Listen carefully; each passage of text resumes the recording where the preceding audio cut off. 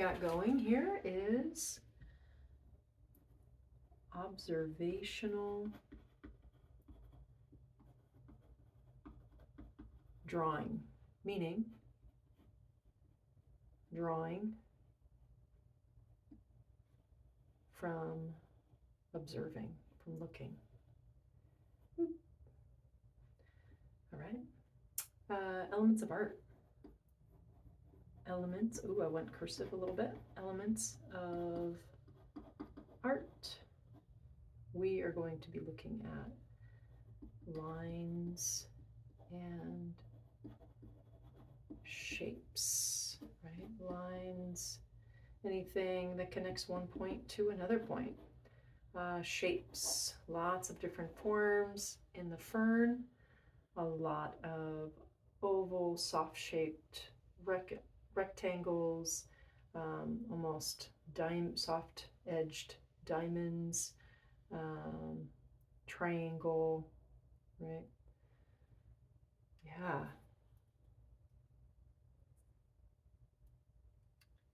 So there's a diamond here, right? You've got this one, it's almost like a double line in the middle.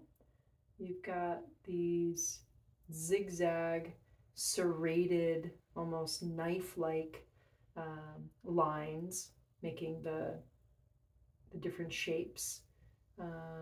And you've got this big triangle, right? But you also have this tiny triangle in this sword fern.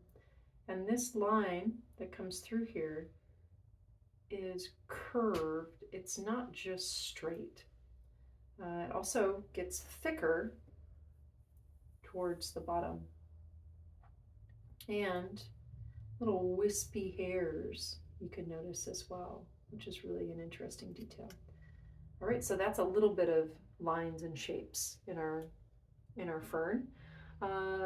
Let's look at the principles of design.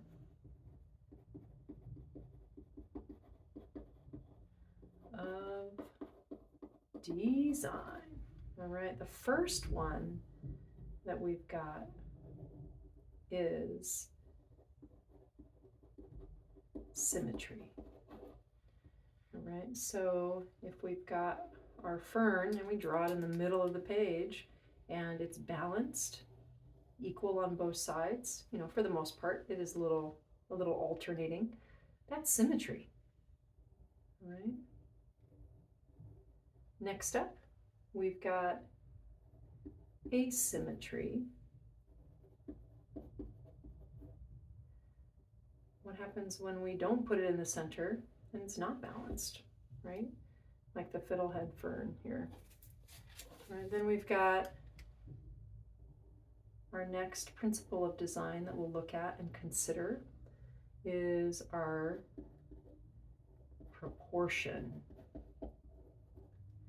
How big are we going to make that fern in our work?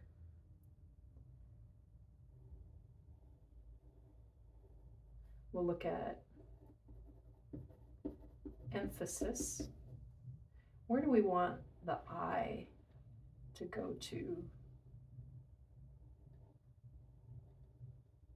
Looks like, hopefully, you look at the center of that spiral. That's where I want the emphasis to be with that tiny little sketch. All right, and finally, we're going to look at variety. I might mix it up. Maybe it's not just a fiddlehead fern, but maybe you've also got a sword fern in there, or a big, mature one. So variety, mixing it up. Okay. Then what we'll look at as our final vocabulary is our fern anatomy. Okay. So this main stem is the rachis, right?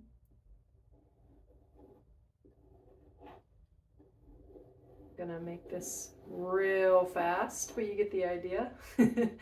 Each leaf is called a pinna. Okay.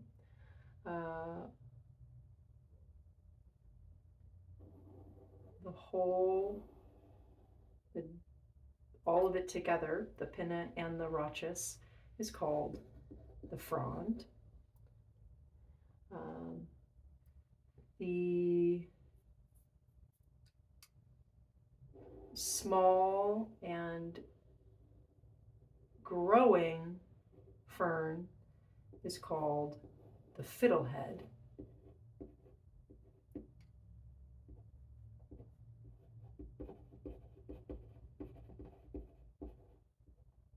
Right. And then on the back of leaves of the pinna, you'll find the spores. And this deer fern doesn't have any spores on the back of it, but this sword fern does. So you've got these tiny little dots, and the spores is how the fern reproduces. It doesn't have flowers or seeds.